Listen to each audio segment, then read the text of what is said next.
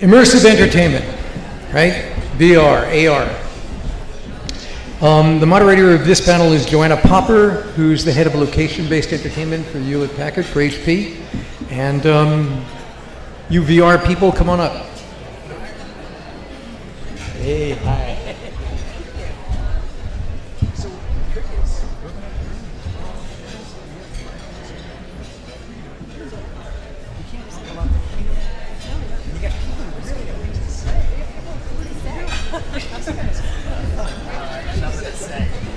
It's too much to say. Does everyone see your name? Choose my spot. That's me. Oh, that's Guy. That's me. Okay.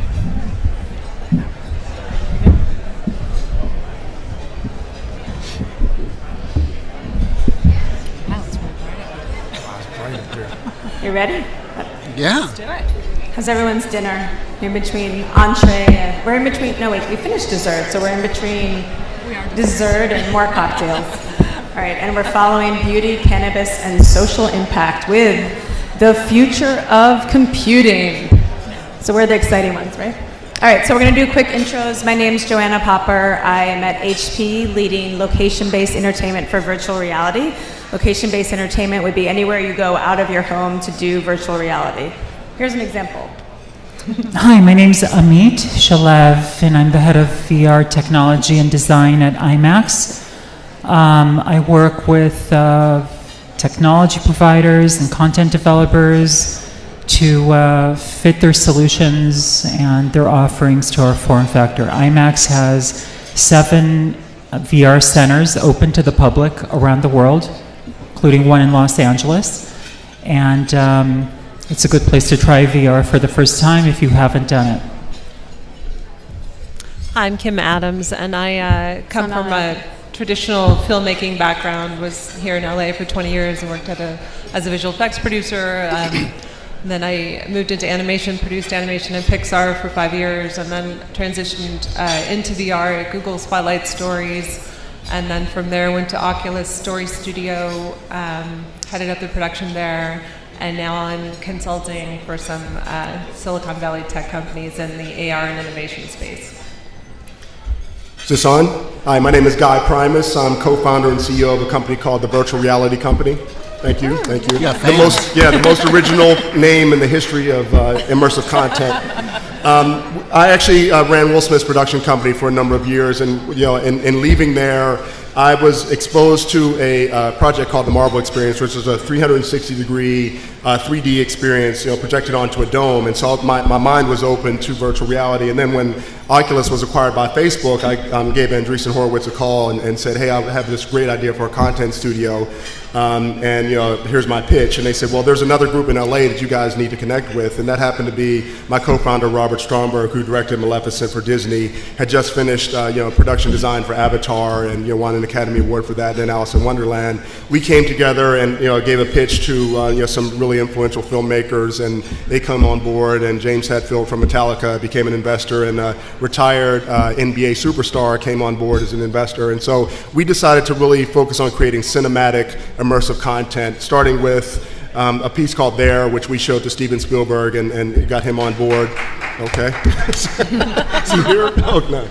But yeah, he's provided a great amount of runway for us and a great amount of exposure.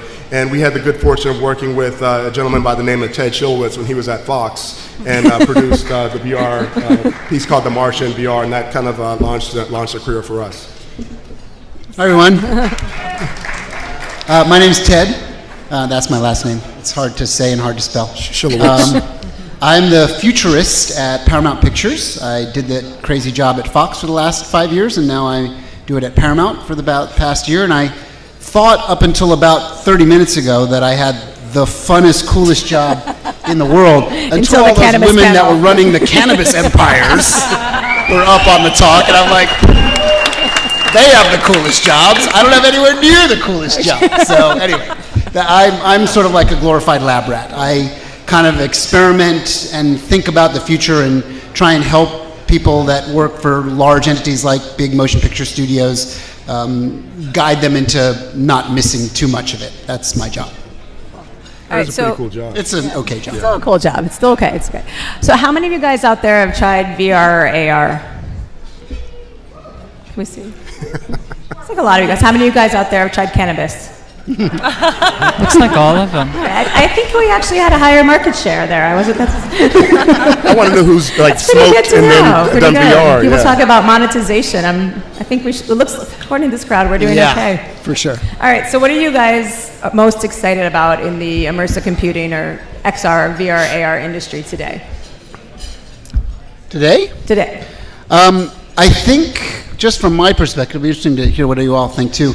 I think we are in the 2018 realm getting more right than wrong. I think for the kind of start of the current crop, the current interest in virtual reality, consumerized virtual reality, which started in the 2013, 2014 zone, we're like roughly 5 years into it now. The devices would be considered by anybody doing this, and this is by no means a criticism for those that have been working on it, but they're fundamentally the wrong thing. They're not exactly what we need to accomplish the goal of changing the landscape of how we consume media and derive media entertainment. But now, I would say in the 2018, and probably over the next 5 years, you're going to see more and more push on having 5 years of watching what was wrong with all the stuff that people were making, and starting to focus on removing all the friction points, removing all the problem areas, removing all the challenges, starting to make it a viable business, both out of the home and in the home, and starting to change the devices themselves into something that will start to become mass market. I think just because it's in my brain recently, because Oculus just released their product called Oculus Go, which is a relatively simplistic product, but a very good product. It's what's called a 3DOF product, meaning you can look around, you can't move around in it, but the device doesn't need a phone anymore.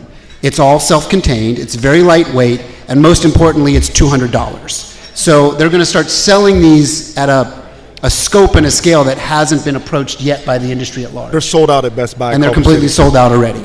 So that's an interesting step toward the equation, and I think probably over the next year or two, someone within this entertainment sphere will actually start to kind of figure out what a real hit piece of content is for that device. So if it intersects kind of at the right time at Christmas, when they put those devices on even a better sale, lower the price a little more, and there's this ridiculously awesome piece of content that everybody in the world is talking about, all the kids are talking about, like Fortnite, except it's in VR, you're going to have an explosion in this medium, and that's kind of what I'm keeping an eye on. Yeah, I'm with Ted. I'm really just excited about the fact that we've been at this for 4.5 years, and now it's starting to become a business. Yeah. And so, everyone's dreamed about really great content. Now we're starting to be product and, kind of project profitable, or at least break even. We still have a massive overhead, but, really just kind of focusing on project by project, delivering a product that actually fits with the market and doesn't overspend and doesn't underdeliver. And so, really just executing on that is really exciting. Yeah, I'm excited. We're finally starting to see a runway into a profitable business at some point. And it's definitely not here now, or probably not in the next year, maybe two. But I think location-based experiences are going to lead the way. IMAX Experience Center is the Void. I think they're really introducing these high-end VR experiences to the masses. Folks are going to Disneyland with their family, and they're stopping at the Void and doing this experience together. You can see mom and grandma as fellow stormtroopers, and you finally get it.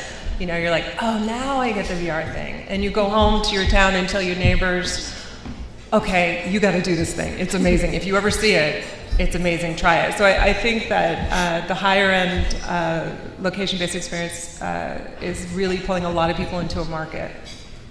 The thing I find the most exciting in these times is I'm seeing a lot more creators that are beginning to put forward pieces that really tug at really get you engaged emotionally. They're starting to drop bad habits that come from other mediums and other art forms, and they're starting to really embrace the exploratory and experimental nature of this future VR medium as its own medium. And I'm seeing more pieces that are really don't fall into the category of being games, don't fall into the category of being just sort of storytelling. They're not narrative. And they're much more experiential. And these have existed for a while, but I'm seeing much more of them. And it's very exciting because it's the first steps that we need to hit to turn this into a medium of creative expression. So we've talked about the standalone headsets. We've talked about content that drives usage. What are any other key factors in driving overall adoption? I think social VR, multiplayer experiences, where you can actually share the experience with others, is really important. And there's many companies working on that now, and I think that's going to make a huge difference when you can be in an experience with friends, whether they're remote or they're with you in the same room, and you all go out to dinner with friends, and you know, instead of going to the movies, you go to a VR experience together. There's also quite a robust and growing business sectors around the B2B applications for virtual reality. So things like healthcare, socialization, therapy, use cases for training, and that's a real business. That's not like a sort of getting going, trying to figure out how to make money with it. There's a lot of companies that are using these tools, both mixed reality and virtual reality, to achieve those objectives because it's actually the right tool for the job. They're able to do very cost-effective ways to train people, socialize people, educate people. A lot of the pro bono work that I do is related to healthcare in VR, and it's an important part of what I like to do, and education in VR is what I see as valuable. Yeah, I think if you look at Ready Player One as a film too, China is dominating VR. So we looked at the projections for our latest release, which will be coming out in a few weeks, and the revenue from China is 3 times what it is in the rest of the world combined. Yeah. And so China's a really big, I can't remember what it did in Ready Player One, but did kind of 4 times the domestic box office, I think, in China. So they're really ready, willing, and able, because they have access to a lot of headsets in China, to consume the content that we're creating. I think to drive mass adoption, you have to bring experiences to VR that feel completely essential to that platform and to that medium. In other words, if it's something that can be done in any other way, even if it's a replication of something in reality, or if it's something that you can play on your Xbox, or if it's something that you can see on a big screen and do it better, then it doesn't belong in VR ultimately. So when we have something in VR that feels essential, then you'll see mass adoption, regardless of the size of the headsets or the technology, the level of the tech that's in play.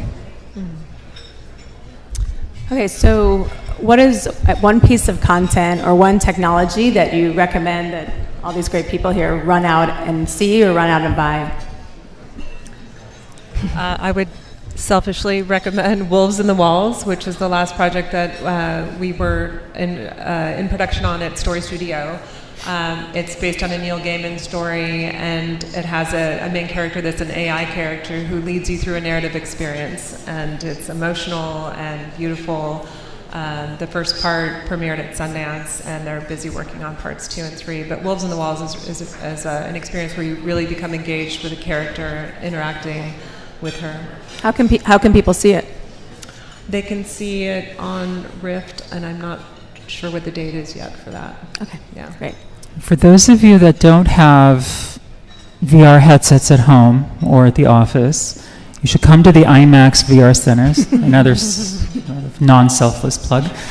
We have something called Tree, which is a pretty remarkable piece that takes you through the life cycle of a tree in the jungle, and explores our connection to nature and to the world around us in a very interesting and unique way. So you can try it for a relatively low price of 1 ticket instead of buying an entire hardware set, and you can do that at IMAX in LA. Yeah, I really right now love Alien Zoo. Walter Parks' company Dreamscape has actually done a really great job of kind of combining arena scale VR and storytelling in a way that is again immersive and gives a reason for you to be in VR and not just just looking around. It's something that The Void also does a really great job, but I really liked Walter's team's view on Alien Zoo. So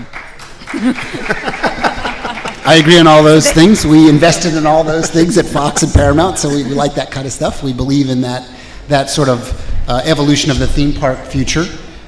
From my standpoint, if you're just from a topical standpoint, if you're curious to see the latest viral hit in virtual reality, it's something called Beat Saber, which is a sort of a modern Wii game. It's just physics-based. It's very fun. You have these two kind of lightsaber things, and you're chopping things up, and it's good exercise. For those of you that like sort of shooter mechanics, play a game called Super Hot, which has become kind of a staple of our little world. The people that do this for a living play Super Hot. I play it almost every day for 30 minutes a day or so. And then if you're interested in the next wave of all this for augmented reality or mixed reality, and you're interested in the entertainment possibilities for mixed reality, the go-to piece, if you can get yourself access to a HoloLens, which is the Microsoft mixed reality system, which is a $3,000 headset, but they're out there, people have them, you can find them. Play an experience called Fragments, which will put you inside a crime drama. And it's a really good sort of touchstone as to where entertainment might be going for these kind of mediums. So those are 3 suggestions. Awesome. So we have HoloLens, we had Beat Saber, Super Hot, Alien Zoo when Dreamscape reopens again. We have Wolves in the Wall, and we have Tree, which at IMAX, which is open right now. And actually, HP contributed and worked on that. So another selfish plug. So thank you guys for listening. We'll all be around if you have questions. Thank you, guys.